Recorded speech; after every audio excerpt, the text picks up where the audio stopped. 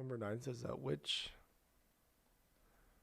triangle has zero reflection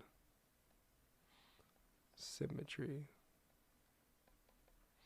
Okay, so it says which triangle has a zero reflection symmetry. So when we talk about types of triangles, we have basically 3 types of triangles. We have an acute triangle.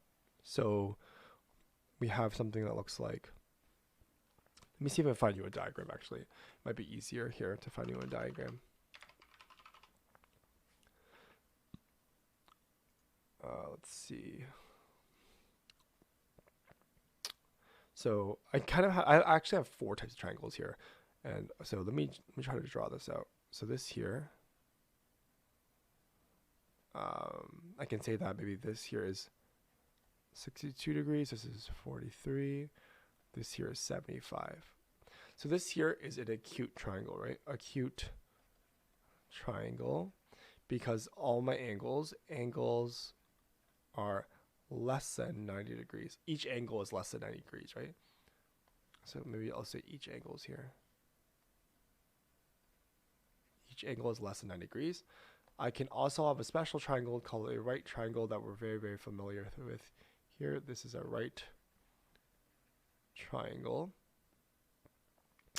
And it says that one angle equals 90 degrees. And the rest of these guys, this one doesn't really matter which one these are. So I have 2 triangles here. I have something called an obtuse triangle. So if I had something like this, and this here is an obtuse triangle, basically I have one angle that is greater than 90 degrees, but less than 180 degrees, right? So this would be an obtuse triangle. And finally, I have something called a scalene triangle. So scalene triangle, a scalene triangle would be something like, actually something like this, where basically all my angles are not known. So I can say this is X, this here is Y, this here is Z, right? We don't know this here. So this here is actually both an acute and a scalene triangle here. And scalene. So it's asking us which triangle has zero reflection symmetry. So it's asking us, can I reflect these triangles here? In terms of the, I'll go back to acute first, but right triangle, this point is a symmetrical point. Right? I could reflect the triangle and I'll get something like this. In an obtuse triangle, I could reflect it on this point and get something like this. Let me just see if we can draw this out.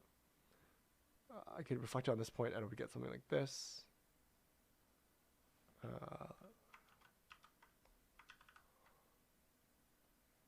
Something like that-ish. I get something maybe like that. That would be a symmetrical point would be here, because there's kind of a reflection symmetry going along here. But then for an acute triangle, could I reflect it along any point here? If I try to reflect a scalene triangle here. So if I were to, let me redraw this triangle. Let me redraw this point here.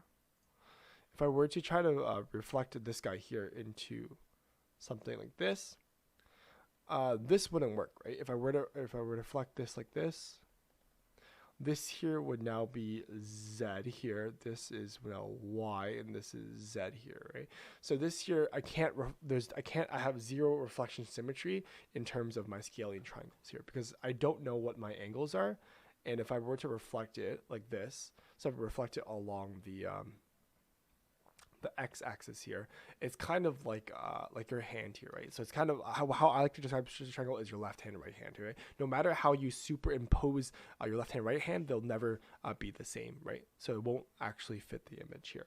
So in this case, this one here would be something like this. You would get basically Z, Y, and X here. So this here would not be it would not be symmetrical, no matter how you superimpose them here. So this solution here is correct. Scalene triangle has zero reflection symmetry. So they show you like this here. So this solution is correct. Great solution and analysis.